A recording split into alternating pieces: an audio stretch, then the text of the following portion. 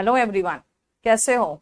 आज मॉर्निंग में आ गई तो तुम लोगों को थोड़ा आश्चर्य हो रहा होगा ना कि कैसे आ गई। अभी तो कोई लाइव क्लास नहीं लेती है, ऑफलाइन होता है। बेटा मेरा 2-3 दिन ऑफलाइन एक बैच का बंद था, तो मैंने सोचा चलो इसी बहाने फायदा उठा लूं, क्योंकि रात तक बहुत थक जाती हूँ, इसीलिए क्लासेस बहुत बार नहीं ले पाती हूँ। आ जाओ हम लोग एक नया चैप्टर में चलते हैं।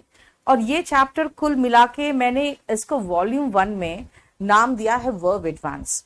हालांकि बाद में हम जब क्लास नोट्स में आए हैं तो बेटा क्लास नोट्स में मैंने infinitive, Geraint, participle, inversion, mood ये सब अलग अलग कर दिया। लेकिन यहां फिलहाल हमने एक चैप्टर का नाम था वर्ब एडवांस, पोर्शन जो था उसको वर्ब एडवांस का नाम दिया था, और वो ये चैप्टर है। ठीक है, ये आपके वॉल्यूम 1 का चैप्टर है और ये पढ़ाने जा रहे हैं आज आपको। देखो ध्यान से, अगर हम वर्ब के टाइप्स की बात करें तो बेटा आप अगर और ज्यादा डिटेल में पढ़ना चाहते हो तो आप जा सकते हो क्लास नोट्स में। यहां पर देखो मैंने कैसे किया है। मैंने कहा है बेटा वर्ब के काइंड्स अगर लोगे तो फाइनाइट वर्ब्स होता है, नॉन फाइनाइट वर्ब्स होता है, ट्रांसिटिव वर्ब होता है और इनट्रांसिटिव वर्ब होता है। यहां पे मैंने इतना का बताया है। आप अगर वहां देखोगे तो देखोगे stative verb, dynamic verb, linking verb, ये सब हमने उसमें कराया है।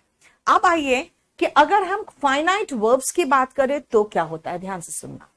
फाइनाइट वर्ब्स का एक सब्जेक्ट होता है और ये सब्जेक्ट की संख्या और पर्सन के अनुसार प्रयुक्त होते हैं।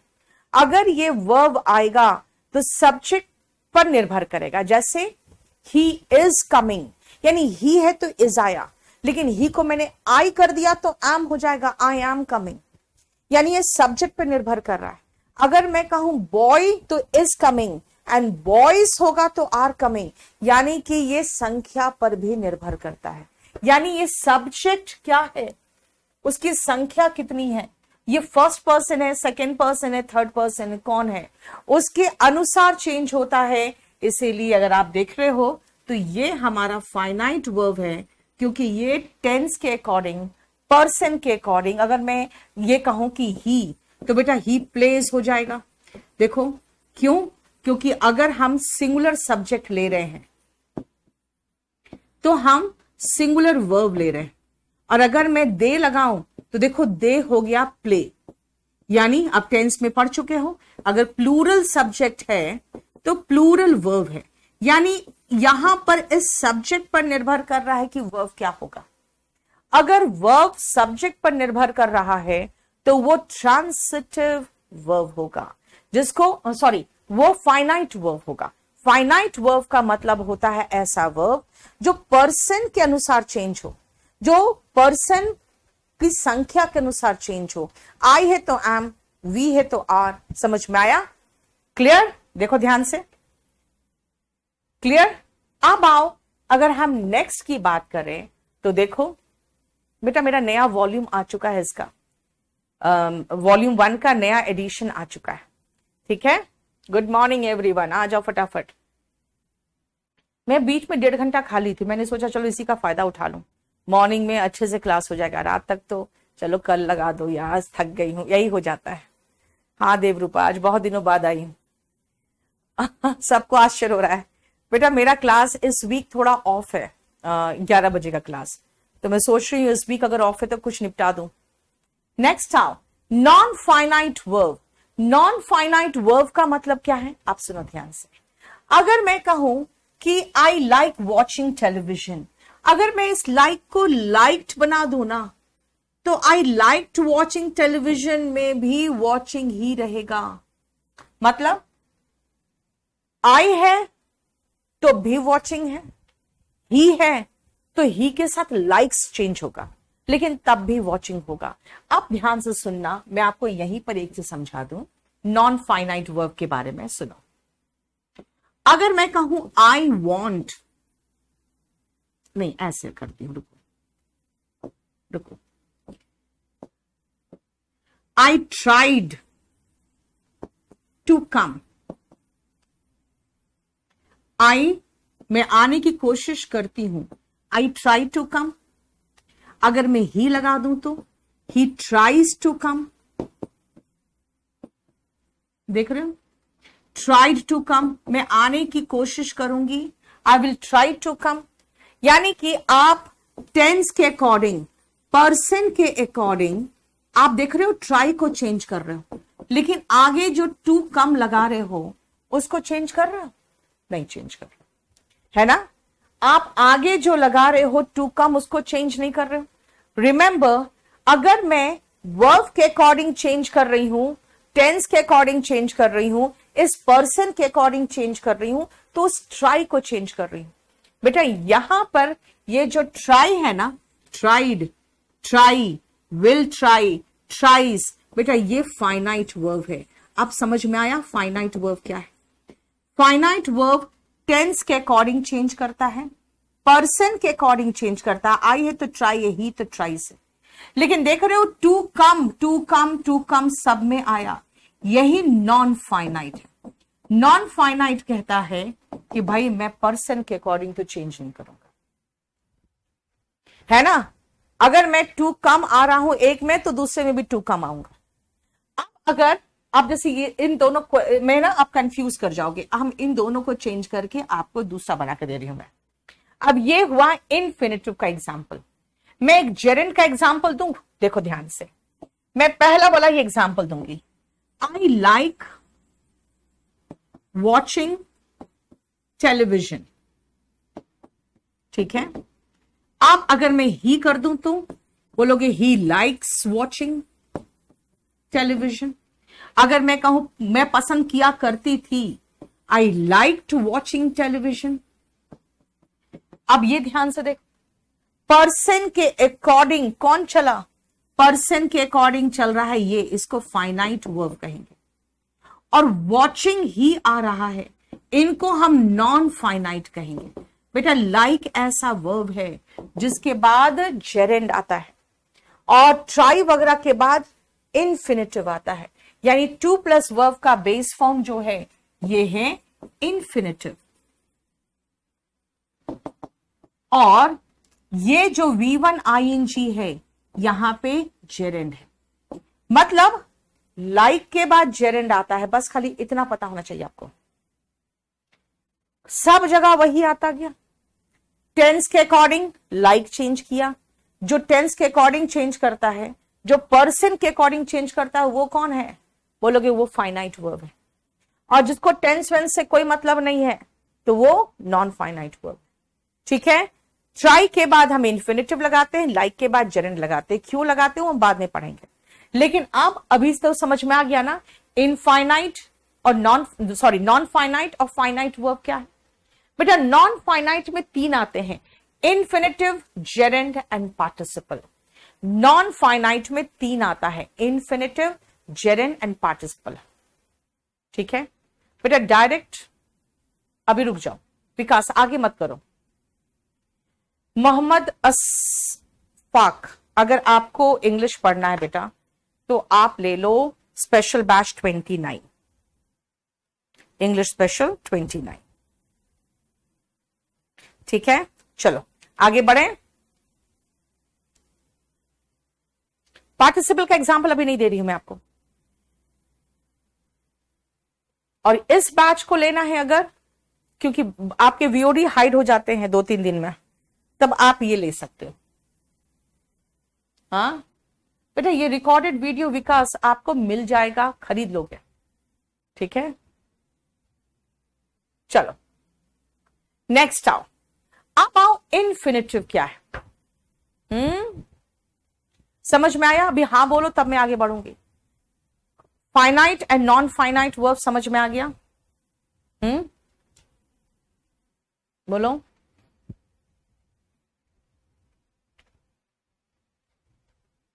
विकास कमेंट्स इग्नोर नहीं बेटा, रिकॉर्डेड क्लास नहीं चलाती हूं मैं अगर रिकॉर्डेड क्लास चलाऊंगी तो मैं आपको बता दूंगी रिकॉर्डेड चल रहा है। एकदम बेसिक से हो जाएगा अस्फाक, बैच नंबर 29 ले लो, आराम आराम से हो जाएगा। वर्ब अगर 10 से पढ़ना है तो 28 लेना, नाउन से पढ़ना है तो 29 लेना। चलो नेक्स्ट सुनो, इनफिनिटिव, जेरेंड एंड पार्टिसिपल, यही तीन आता है नॉन फाइनाइट में। तो चलो इनफिनिटिव पे पहुंचती हूं। इनफिनिटिव का स्ट्रक्चर क्या है? 2 प्लस वर्ब का बेस फॉर्म।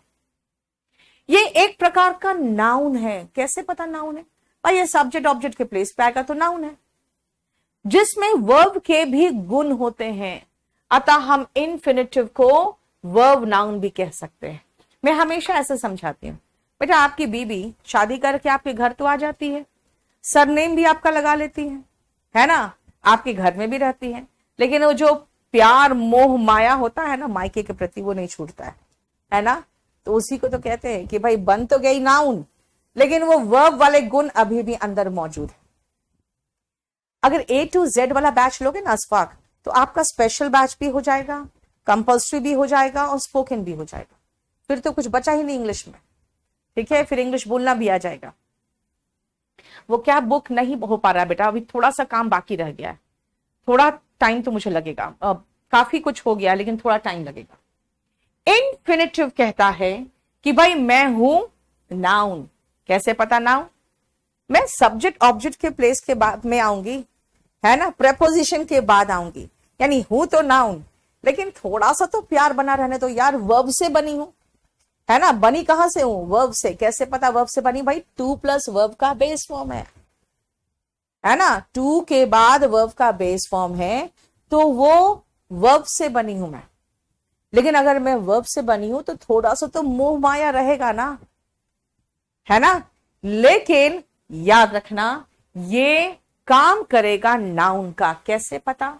भाई ये वर्ब के पहले आ रहा है, देखो सब्जेक्ट के रूप में, ये वर्ब के बाद आ रहा है, देखो ऑब्जेक्ट के रूप में, यानी ये नाउन है। लेकिन अगर मैं कहूं नाउन है तो भाई ठीक है, खाली नाउन होना चाहिए, लेकिन मैंने क्या कहा था भाई, वर्ब के गुण भी है इसमें थोड़े थोड़े, है ना, थोड़े तो वर्ब के भी गुण है। कैसे? देखो वर्ब की तरह जब आप वर्ब के बाद कहते हो ना क्या और किसको, तब आप ऑब्जेक्ट लगाते हो। देखो वर्ब की तरह आप क्या का सवाल पूछ सकते हो, आई वॉन्ट टू स्टडी क्या इंग्लिश। यानी अगर ये नाउन है तो कैसे पता नाउन है? सब्जेक्ट के प्लेस पे आ रहा है, ऑब्जेक्ट के प्लेस पे आ रहा है, इसका मतलब वो नाउन है। ओके, वर्ब है, कैसे पता भाई वर्ब है? भाई वर्ब की तरह ही तो एक ऑब्जेक्ट ले रहा है। आप कंफ्यूज हो गए बेटा, लड़कियां ऐसे ही कंफ्यूज करती है। आपको लगता है कभी मुझसे बहुत प्यार करती है, कभी लगेगा ना ये तो अपने भाई से प्यार करती है ना, क्योंकि वो कंफ्यूज करते रहेगी। आप इधर से देखोगे तो लगेगा ये तो मेरी है ना, ये तो सब्जेक्ट है, और इधर से देख रहे हो तो ये तो मेरी है, यानी ये ऑब्जेक्ट यानी नाउन है। लेकिन जब इसके बाद कोई इसका भाई आ गया तो उधर ही रुझान मारेगा, ये देख रहे हो, है ना। इसका मतलब है कि अगर ऑब्जेक्ट आ गया उसके बाद तो वो वर्ब का काम करेगा, क्योंकि वर्ब के बाद ऑब्जेक्ट लगाना है ना। तो मैं बोलती हूं कैसे पता ऑब्जेक्ट का? तो वर्ब के बाद क्या और किसको का जो जवाब होता है वो ऑब्जेक्ट होता है। तो अगर मैं यहां से कहूं आई वॉन्ट, तो बोलोगे क्या? To study. ठीक है, यहां से देखने पर तो मुझे ये ऑब्जेक्ट लग रहा है, यानी नाउन लग रहा है। लेकिन जैसे मैंने कहा टू स्टडी क्या इंग्लिश, तो मुझे लग रहा है यार स्टडी की विशेषता बता रहा है, तो स्टडी के लिए ऑब्जेक्ट आ रहा है नहीं। तो इसका मतलब है कि पीछे आके ऑब्जेक्ट बैठा तो ये तो तुरंत पलट जाएगी, मतलब इसका रूप ही चेंज हो गया। अब आपको लगेगा नहीं कि मेरी बीबी, लगेगा इसकी बहन है। This means it is a noun but it retains the quality of a verb. इसलिए जेरिन इन्फिनेटिव को लड़की अपनी वाइफ के हिसाब से सोचोगे ना बेटा, तो ज्यादा समझ में आएगी आप। ठीक है, समझ में आया कि है तो नाउन, लेकिन इनमें वर्ब की क्वालिटीज रिटेन किया हुआ है। ठीक है, चलो आगे देखो।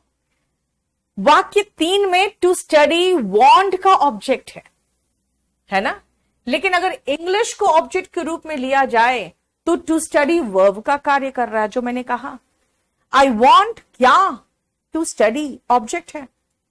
लेकिन अगर मैं इंग्लिश को सोचूं तो टू स्टडी क्या इंग्लिश, तो स्टडी तो फिर वर्ब का काम करने लगा। अब यही टेंशन हो रहा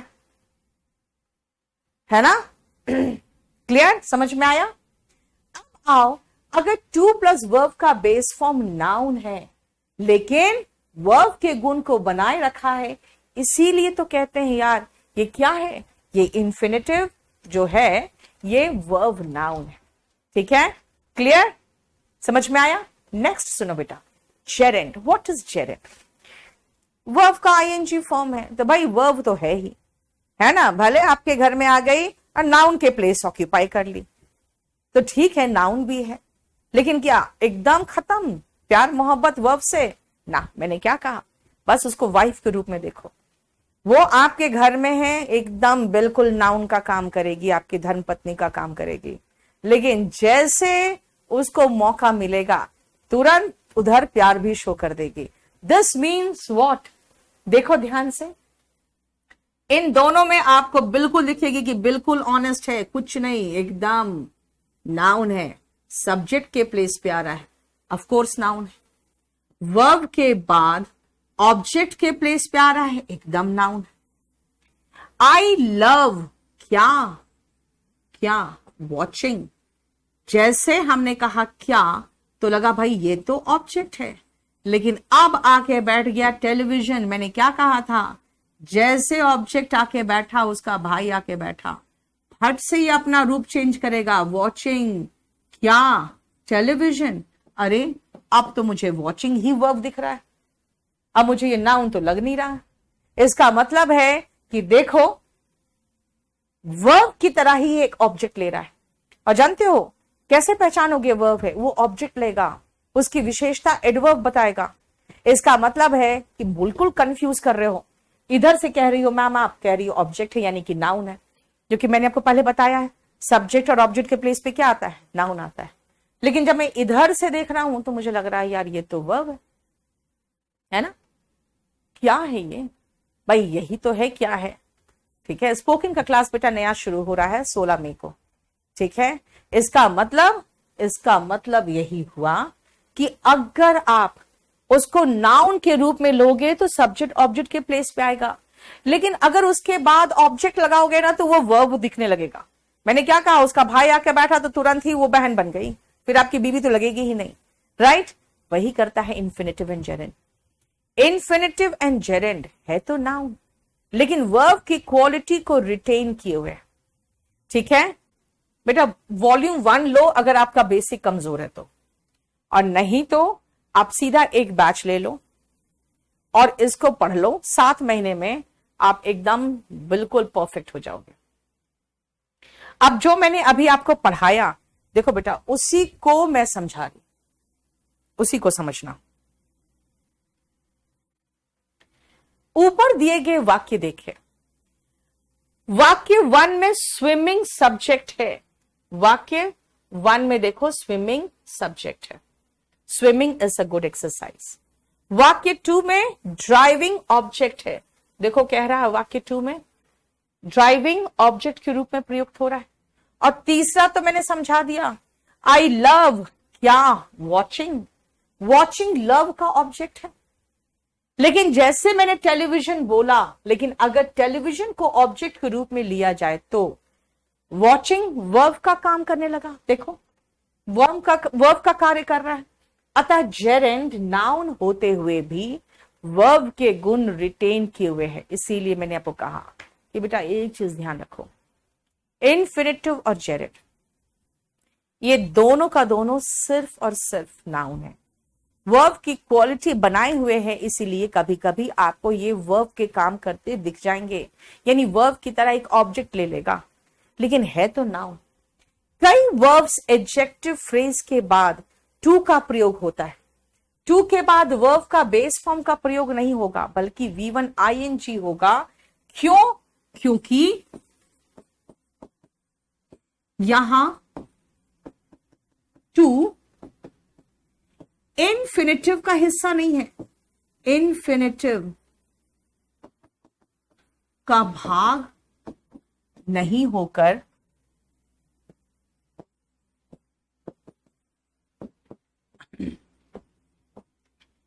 टू प्रेपोजिशन है, नहीं है बल्कि प्रेपोजिशन है, नहीं है बल्कि प्रेपोजिशन। अब ध्यान से सुनना पहले बेटा, मैं जो कहना चाह रही हूं, टू के बाद क्या आएगा? जैसे क्लास में पूछती हूं मैं, टू के बाद क्या आएगा? मैम वर्ब का बेस फॉर्म, कुछ लोग तो फर्स्ट फॉर्म भी बोलते हैं, है ना? Because what ever I teach apart from spoken, वो मैं वही पढ़ाती हूँ जो एग्जाम में आता है, ठीक है। और निकिता, मैं वही एग्जाम्पल देती हूँ जो लड़कों को समझ में आए और तुम लोग को समझ में आए। हम लोग लड़कियां क्या है, नहीं नहीं मैं तुमसे बहुत प्यार करती हूँ, लेकिन प्यार मोहब्बत थोड़ा सा तो एक कोने में तो मायके वालों के लिए सेव्ड रहता है, नहीं वहां तो बस जैसे आपके हस्बैंड पहुंचेंगे ना उस कोने में, जल भून के खाक हो जाएंगे। एनीवे हु केयर्स, नहीं चलो आप सुनो ध्यान से। मैंने कहा बेटा टू के बाद वर्ब का, सब कोई कहता है बेस फॉर्म, भाई टू के बाद वर्ब का बेस फॉर्म इन्फिनिटिव में आता है, इन्फिनिटिव है तो टू के बाद वर्ब का बेस फॉर्म होगा। अगर टू प्रेपोजिशन है तो भाई हर प्रेपोजिशन के बाद क्या आता है, याद रखना, प्रेपोजिशन के बाद नाउन आएगा, ठीक है। अगर नाउन नहीं हो तो भाई नाउन के स्थान पे आने वाले शब्द को प्रोनाउन कहते हैं। चलो प्रोनाउन आएगा, अब प्रोनाउन भी नहीं हो तो मैं तो कहूंगी मैं वर्ब लगाऊंगी, कहोगे कैसे लगा लोगे, प्रेपोजिशन के बाद नाउन आएगा। अगर आप जबरदस्ती वर्ब लगाना चाहते हो तो वर्ब को नाउन बना दो, कैसे बना दे, जेरेंड बना के। तभी तो मैंने कहा कुछ वर्ब्स एडजेक्टिव फ्रेज के बाद टू दिखता है। कैसे पता आपको टू दिखता है, भाई फिक्स प्रेपोजिशन है, addicted to, taken to, given to, look forward to, use to, है ना, टू दिखता है। लेकिन यहां टू के बाद वर्ब का बेस फॉर्म नहीं आएगा। क्यों नहीं आएगा भाई, अरे भाई टू प्रेपोजिशन भी है, और अगर प्रेपोजिशन है तो प्रेपोजिशन के बाद V1 ING आएगा, क्योंकि यहां इन्फिनिटिव का भाग नहीं है टू, बल्कि टू क्या है, बल्कि ये प्रेपोजिशन है, बल्कि ये प्रेपोजिशन है। और आगे लिखना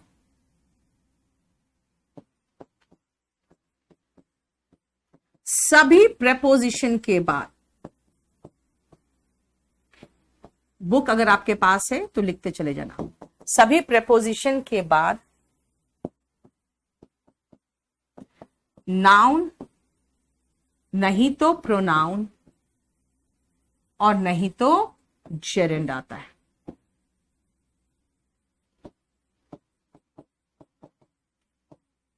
क्योंकि हमें प्रेपोजिशन के बाद नाउन चाहिए, तो जेरेंड नाउन ही है।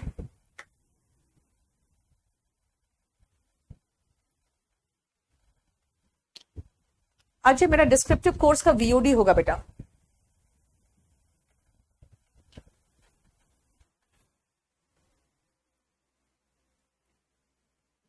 ठीक है, देखो। और जानते हो ये बुक क्यों बहुत अच्छा है, रामवान है बिल्कुल, क्यों पता है, यहां पे ज्यादा मैंने बहुत कुछ एक्सप्लेन नहीं किया है, बल्कि सीधा पॉइंट पॉइंट में बता दिया कि भैया एग्जाम में क्या आता है। जितने ऐसे फिक्स प्रेपोजिशन से एग्जाम में क्वेश्चन आते हैं ना, मैंने उठा के लगा दिया। भाई यूज टू के पहले वर्ब हो, यानी अभ्यस्त होना, हैबिचुअल होना। एक्कस्टम्ड टू यानी किसी चीज का आदी होना। एवर्स टू, वेवर्स टू मतलब नापसंद करना, उसके आपको पसंद नहीं आता। विथ अ व्यू टू के विचार से। एडिक्टेड टू अगेन हुआ का आदि होना, यानी कि हैबिचुअल होना। डिवोटेड टू समर्पित होना। इन एडिशन टू के अतिरिक्त। लुक फॉरवर्ड टू, कई क्वेश्चन आया है लुक फॉरवर्ड टू के साथ। ऑब्जेक्ट टू आपत्ति होना। ओइंग टू के कारण। गिवन टू और टेकन टू दोनों का मतलब ही हैबिचुअल होना। और प्रोन टू संभावित, ठीक है। देखो ही इज एडिक्टेड टू, भाई स्मोक नहीं स्मोकिंग बोलना पड़ा। मैं तुमसे मिलने का इंतजार कर रही हूं, उम्मीद कर रही हूं, एक्सपेक्टेशन के साथ, यानी खुशी और एक्सपेक्टेशन के साथ, है ना। I am looking forward to meeting you. देखो लुक फॉरवर्ड टू, टू के बाद कहते हैं क्या आता है, वर्ब का बेस फॉर्म, आपको यही देगा। I am looking forward to meet you. Meet you नहीं होगा, क्या होगा, meeting you. He was use to, मैंने क्या कहा था बेटा, यूज टू के पहले वर्ब हो। देखो यूज टू के पहले वर्ब हो, तब यूज टू के बाद मैंने अभी बताया था जेरेंड आएगा। I was use to driving on the right when he was in London. वो राइट तरफ गाड़ी चलाने का आदी था जब वो लंदन में था। तो ठीक है, आप देखो दूसरे शब्दों में कहा जाए तो अगर कोई फ्रेजल वर्ब टू में खत्म हो, है ना, तो उसके बाद वर्ब का बेस फॉर्म नहीं V1 ING फॉर्म का प्रयोग करें। यहां टू प्रेपोजिशन है। देखो यहां पे ये एक्सप्लेनेशन जो पीछे था ना, मैंने लिख दिया था, वो यहां पे कर दिया है। I am looking forward to meeting you, he is given to drinking. Looking forward to meeting you repeat हो गया है। तो मैं एक काम करती हूं, इस एग्जाम्पल को यहां से हटा देती हूं। अब मुझे आप बता दो, इनमें से किससे आपको एग्जाम्पल चाहिए, मैं लिख के दे दूंगी। यस अब है। आज मैं इसलिए ले रही हूं क्योंकि आज मेरा 11 बजे का क्लास ऑफ था, मैं सोचा ले लूं, खत्म करूं। ठीक है, चलो अब मुझे बताओ जरा, इनमें से कौन सा वर्ब है जिससे आपको नहीं आ रहा है? बताओ, मैं अभी बता दूं, क्वेश्चन करा दूंगी, जल्दी से बताओ।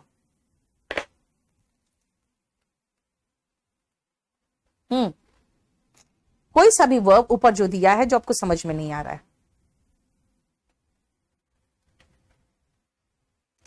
कलेक्टर बाबू, वाह, नाम क्या है बेटा? नेक्स्ट मंथ तक मुझे लगता आ जाएगा।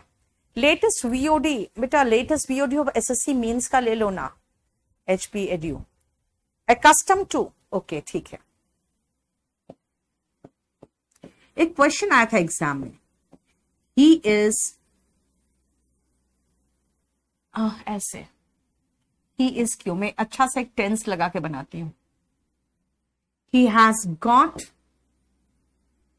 accustomed to, मतलब हैबिचुअल होना, ड्रिंकिंग कॉफी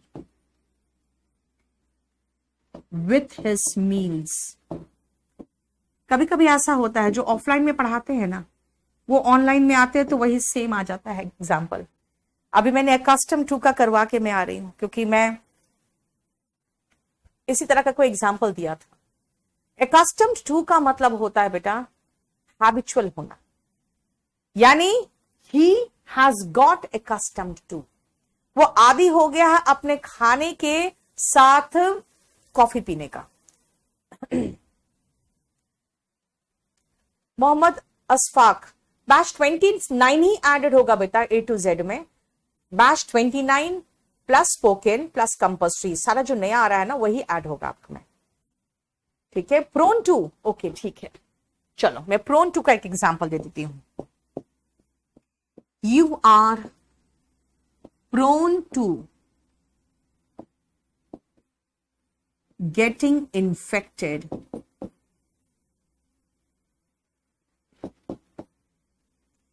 if you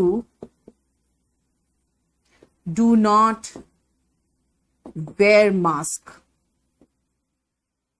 अगर आप मास्क नहीं पहनते हो तो संभावना है कि आपको इन्फेक्शन हो जाए, है ना। गेटिंग इन्फेक्टेड मतलब कोविड का इन्फेक्शन, ठीक है ना, क्लियर। अच्छा, ओइंग टू से पूछ रहे हो, चलो मैं एक और एग्जांपल दे दूं। 3 के बाद, सी के बाद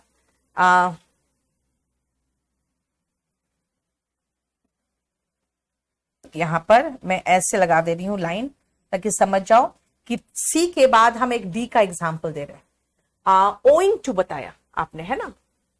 owing to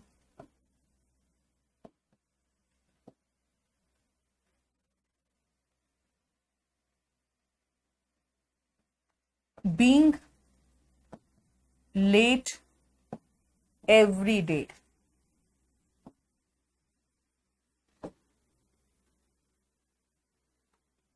I received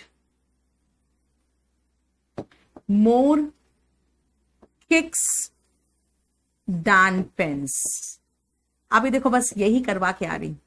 more kicks than pens का मतलब पता है क्या है? मतलब जितने सैलरी मिलते हैं ना उससे ज्यादा तो जूते मिलते हैं वहां पे, यानी कि बात ज्यादा सुनने को मिलता है, इंसल्ट ज्यादा होता है मेरा, और कमाई कम है। इसका मतलब मैंने क्या कहा, owing to being late every day, क्योंकि रोज रोज मैं लेट होती हूं इसीलिए मुझे ज्यादा जूते पड़ते हैं, कमाई मेरी कम है। देखो जरा ध्यान से, I received more kicks than pence, बेटा इडियम्स एंड फ्रेज में आया हुआ है। ओइंग टू के बाद अगर मुझे वर्ब चाहिए तो मुझे आईएनजी फॉर्म में चाहिए। क्लियर? नूर छोटी बच्ची हो क्या? Owing to being ill, I could not attend yesterday's descriptive class. Devrupa, very good. बहुत अच्छा लिख रही है। और देखो ये बैच नंबर 5 की है ना, बहुत पुरानी स्टूडेंट, अभी डिस्क्रिप्टिव क्लास भी ले रही है। कल मैंने एडिटोरियल कराया था देवरूपा, आपके एसएससी में तो एडिटोरियल नहीं आता, ठीक है, समझ में आया? यानी कि मैंने 4 एग्जाम्पल्स दे दिए। पहला एग्जाम्पल रिपीटेड था इसलिए काट दिया, ठीक है। चलो, और जिन लोगों को स्पोकन खाली करना है वो ये ले सकते हो, आपका वीओडी बैच बहुत अच्छा है। आ जाओ, और तो एग्जाम्पल दिया हुआ था यार, तुम लोग तो पहले से मेरे से एग्जाम्पल करा देते हो। एनीवे कोई बात नहीं। He is prone to making the same mistake again and again, यानी कि संभावना है कि वो सेम मिस्टेक बार बार करेगा। तो एक काम और करते हैं ना, प्रोन टू का तो बना चुकी मैं, तो मैं एक और कुछ देखती हूं।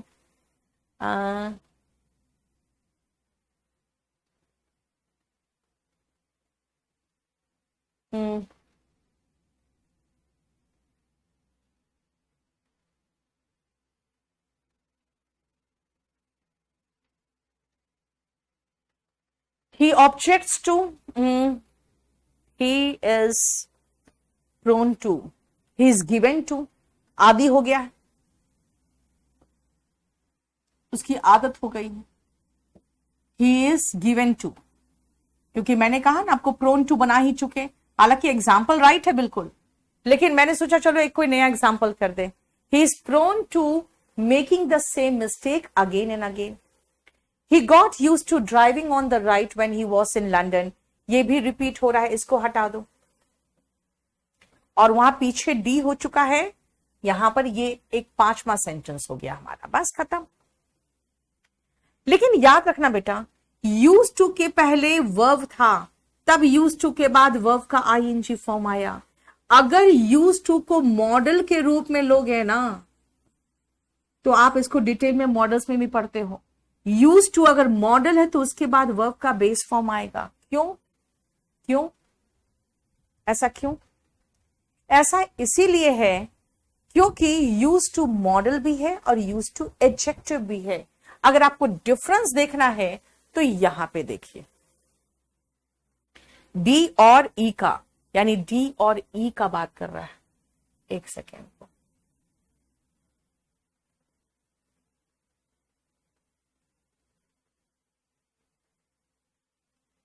तब इसको रहने दो, आप ऐसे दिखा दो।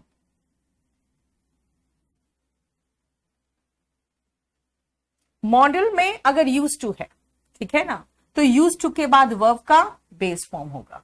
और अगर मॉडल के बदले में कुछ लगा रहे हो, यूज टू क्या है यहां पे बेटा? यूज टू यहां पे एडजेक्टिव है, ये ध्यान देना। यहां यूज टू एडजेक्टिव, कैसे पता एडजेक्टिव है भाई? यहां पर मेन वर्ब आ गया, मेन वर्ब आ चुका, और ये जो टू है ना, ये प्रेपोजिशन है। हर प्रेपोजिशन के बाद जेरेंड आता है। देखो अब ये दोनों के बीच में डिफरेंस बता रहा है। देखो अगर यूज टू के पहले वर्ब हो, जैसे मैंने कहा I got use to driving on the right when I was in London. I got use to, बेटा यूज टू के पहले गॉट लगाया मैंने। अगर वर्ब है तो यूज टू के बाद वर्ब का आईएनजी फॉर्म आएगा, और ये हैबिट दर्शाता है। ये किसी भी टेंस में हो सकता है, और टेंस निर्भर किस पर करेगा भाई? टेंस निर्भर करेगा इस मेन वर्ब पर, जो टेंस के अकॉर्डिंग टू टेंस चेंज होगा। ये अकॉर्डिंग टू टेंस चेंज होगा। देखो ठीक है, वही चीज मैं कह रही कि I got use to driving on the right. अगर मैं ये कहूं तो अगर सेंटेंस ई जो था वो क्या था? आप देखो ध्यान से, हम सेंटेंस डी की जगह पे मैं एक काम करती हूं, आपको ये लिख देती हूं सीधा, अंतर देखें। यहां पे लिख दूं सीधा, अंतर देखें। और यहां लिखूं एक example, I got use to driving, और यहां लिख दूं आई यूज टू ड्राइव। अब बस आपको पीछे देखने की जरूरत नहीं पड़ेगी, आप यही समझ जाओगे कि अगर यूज टू के पहले वर्ब हो, देखो, तो यूज टू के बाद आईएनजी आएगा, जेरेंड आएगा। I got use to driving का मतलब मैं गाड़ी चलाने की आदी हो गई। I got use to driving का मतलब पेज नंबर, बेटा आप लोग verb advance chapter 8 number page में है, 8 नंबर चैप्टर है, 8 नंबर चैप्टर है। मेरे बुक में तो 119 नंबर में है, ठीक है। चलो सुनो ध्यान से, क्या बोल रही हूं मैं। I got use to driving का मतलब हो गया कि यूज टू के पहले वर्ब है, तो यूज टू के बाद V1 ING होगा। ये आदत को दर्शाता है, इसका मतलब मैं गाड़ी चलाने की आदी हो गई। एंड ये किसी भी टेंस में हो सकता है, और यूज टू के पहले आने वाला वर्ब वाक्य के टेंस का निर्धारण करता है। आई गॉट, मैं आदी हो जाऊंगी, I will get use to driving. मैं आदी हूं, I am use to driving, यानी ये वर्ब निर्भर करेगा, टेंस बताएगा। संतोष बस यही 2-3 दिन दूंगी बेटा मॉर्निंग में, फिर तो रात में ही लेना है। अशफाक बिल्कुल निश्चिंत रहो। आप लोग सब मेरा नंबर रख लो, अगर किसी तरह का कोई कंफ्यूजन हो किसी बैच को खरीदने में, आप मुझे व्हाट्सएप कर देना, मेरे स्टाफ आपको कॉल करके पूरा डिटेल में समझा देगा, ठीक है, क्लियर। अब आओ दूसरा, आई यूज टू ड्राइव, मैं गाड़ी चलाया करती थी। When used to, अगर used to के पहले verb दिख रहा है, बोलोगे मैम used to के पहले कोई verb तो दिख नहीं रहा है, तो used to के बाद verb का बेस फॉर्म आएगा। यहां पे जो used to है वो मॉडल है, ये पास्ट के रूटीन को दर्शाता है, ठीक है। ये यहां पे लिख सकते हो, यहां used to मॉडल है, ठीक है। ये पास्ट के रूटीन एक्शन को दर्शाता है। ये सिर्फ पास्ट टेंस में ही आएगा, ये सिर्फ पास्ट रूटीन ही बताएगा। ये टेंस अलग अलग टेंस सोचोगे करना नहीं होगा, ठीक है। देखो, इसीलिए एग्जामिनेशन पॉइंट ऑफ व्यू से बेटा खाली इतना ही याद रखना, यूज टू के पहले क्या है, वर्ब है, तो यहां पे जेरेंड लगाओ। ओके, यूज टू के पहले वर्ब नहीं है, तो यहां पे वर्ब का बेस फॉर्म लगाओ, और वर्ब का बेस फॉर्म को कहते हैं बेयर इन्फिनेटिव, ठीक है। चलो बाद में बताएंगे बेयर इन्फिनेटिव क्या है।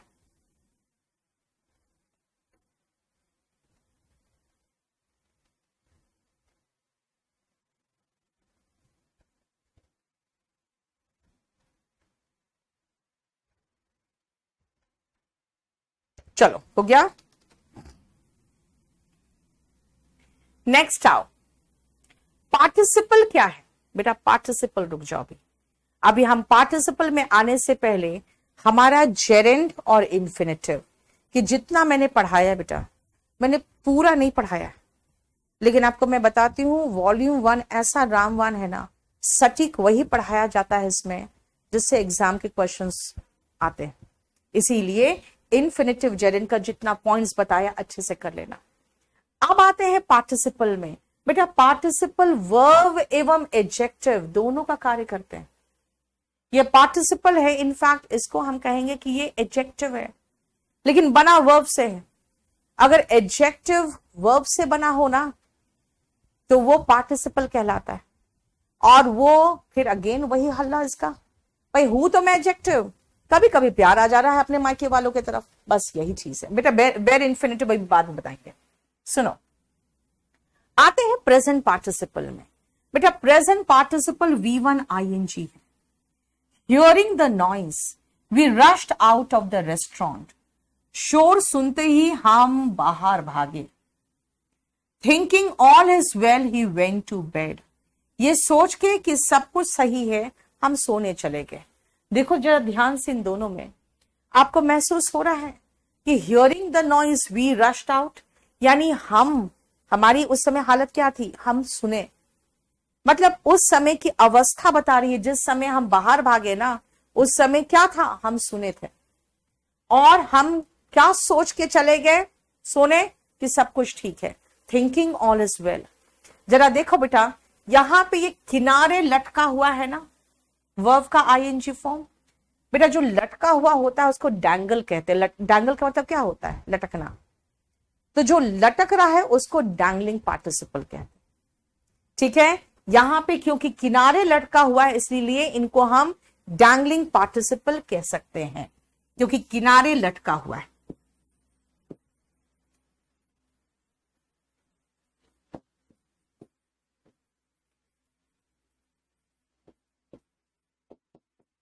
ठीक है, हियरिंग द नॉइज, आवाज सुनते ही हम बाहर भागे। बेटा प्रेजेंट पार्टिसिपल कहता है कि भाई दोनों एग्जैक्टली सेम टाइम पे होगा। ठीक है, और इसलिए देखो दोनों एग्जैक्टली सेम टाइम पे हुआ है कि जब मैं सोच रही थी कि सब कुछ ठीक है उसी समय तो सोने गई। ठीक है, ये प्रेजेंट पार्टिसिपल है। बेटा बैंक पीयू स्पेशल भी आ रहा है हमारा बैच 2, ध्यान रखना। ये सारे एग्जाम से के लिए इंपॉर्टेंट है और इसमें प्रवीण सर आपको टेस्ट पेपर्स कराएंगे। अब आओ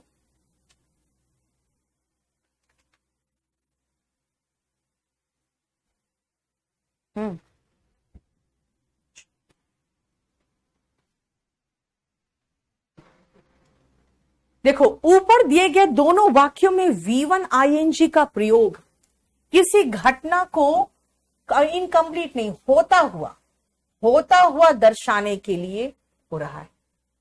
V1 ING प्रेजेंट पार्टिसिपल हो रहा है दर्शाने के लिए किया जाता है, लेकिन पास्ट पार्टिसिपल होता हुआ नहीं दर्शाएगा। वो बताएगा ये हो चुका ना, नतीजतन ये हुआ, ये हो चुका, नतीजा इसका ये निकला कि ये हुआ। ड्रिवन बाय पॉवर्टी, गरीबी ने एकदम त्रस्त कर दिया, ही कमिटेड सुसाइड। समझ में आया? सेकेंड एक्शन डायरेक्ट आउटकम है फर्स्ट एक्शन का। Deceived by his best friend, he was left in the lurch. Left in the lurch का मतलब है बेसहारा, एकदम बिना हेल्प के छूट जाना कहीं। तो देखो, driven deceived by his best friend, अपने बेस्ट फ्रेंड के द्वारा धोखा मिला तो वो बिल्कुल मंझधार में खड़ा रह गया। देखो, ऊपर दिए गए दोनों वाक्यों में V3 का प्रयोग किसी घटना को कंप्लीट दर्शाने के लिए किया गया है। मैंने कहा ना, पहला हो चुका, नतीजतन दूसरा हुआ है। इस V3 फॉर्म को हम पास्ट पार्टिसिपल कहते हैं। यहां जो सेकेंड एक्शन है वो फर्स्ट एक्शन का आउटकम है, और फर्स्ट एक्शन को अगर मैं पूरा लिखना चाहूंगी ना तो पैसिव वॉइस का प्रयोग होगा। क्यों, कैसे होगा? देखो, he was deceived by his best friend, he was driven by poverty. देखो, ही वॉज हटा दिया मैंने, यानी पहला जो ड्रिवन है, अगर मैं उस पोर्शन को कंप्लीट करना चाहूं ना तो बेटा पास्ट, देखोगे आप पैसिव वॉइस का स्ट्रक्चर होता है। इसीलिए आपको पहला भाग थोड़ा सा पैसिव वॉइस का एहसास कराएगा। देखो पास्ट पार्टिसिपल में, ठीक है। और नेक्स्ट है हमारा परफेक्ट पार्टिसिपल। बेटा परफेक्ट पार्टिसिपल में हैविंग प्लस V3 आता है। यहां पे पहला भाग खत्म होने के बाद ही दूसरा हुआ है, लेकिन यहां पे पहला वाला जो पोर्शन है ना उसको आप पैसिव वॉइस का स्ट्रक्चर नहीं महसूस होगा। जैसे हैविंग डन विथ इट, ये करने के बाद they got down to work, उन लोगों फिर से काम में लग गए। हैविंग रेस्टेड, आराम करने के बाद they started their journey again, उन लोगों ने फिर से अपना सफर जारी रखा। यानी आप में दोनों में देखोगे तो बेटा पहला खत्म होने के बाद दूसरा हुआ है, और पहला जो था उसको पैसिव वॉइस का स्ट्रक्चर में कन्वर्ट नहीं कर पाओगे क्योंकि पहला कोई पैसिव वॉइस का स्ट्रक्चर नहीं है। ऊपर दिए गए दोनों वाक्यों में किसी कार्य को भूतकाल में ही कंप्लीट होता दर्शाया जा रहा है। दोनों एक्शन के बीच में थोड़ा सा क्या है, एक स्पेस है, यानी टाइम का भी गैप दिखेगा आपको। हैविंग प्लस V3 यानी परफेक्ट पार्टिसिपल का प्रयोग होता है। अब अगर कहोगे मैम पास्ट पार्टिसिपल और परफेक्ट पार्टिसिपल पहचानेंगे कैसे? बेटा पास्ट पार्टिसिपल को अगर आप तोड़ोगे ना तो आपको पहला भाग पैसिव वॉइस में बनेगा। अब वो मैं दिखाती हूं आपको कैसे।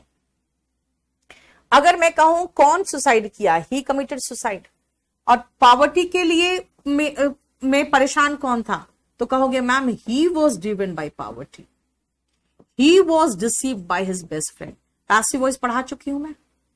तो ही वॉज प्लस वर्ब का third form, he was plus verb का थर्ड फॉर्म, इसीलिए हमने वर्ब का थर्ड फॉर्म लगा दिया। क्यों? क्योंकि भाई ये ही तो रिपीटेड हो रहा है, क्या जरूरी है, छोड़ो ना।